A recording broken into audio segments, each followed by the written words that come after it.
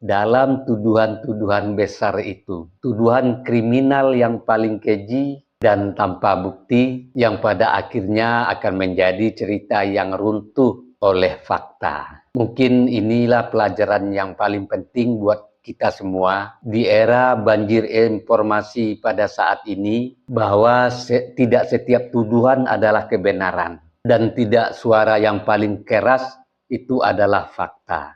Karena pada akhirnya pengalaman tidak ditulis dengan kebencian, tetapi oleh bukti. Sebelum saya akhiri, dengarkan gurindam ini. Jika fitnah menjadi senjata, maka kesabaranlah menjadi perisainya.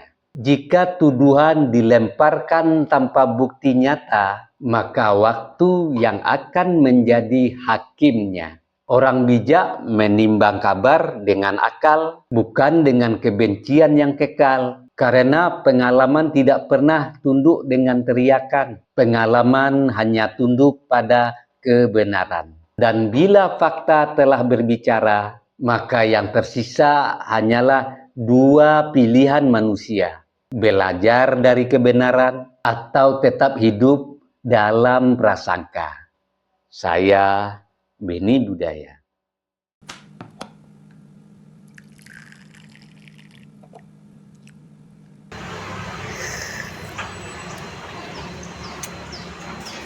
Bagi sahabat yang mau sloki unik ini, sloki tengkorak, ya silahkan klik keranjangnya ya.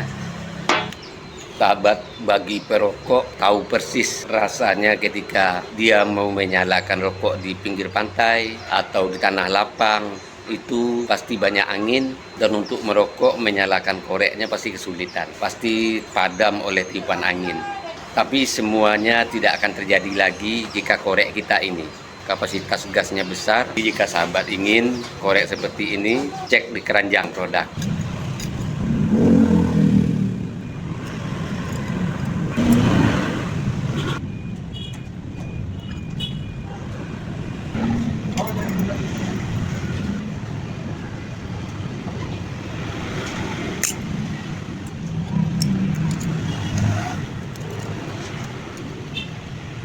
Yang berkendaraan punya mobil, power bank jumper aki ini penting ada di kendaraan kita.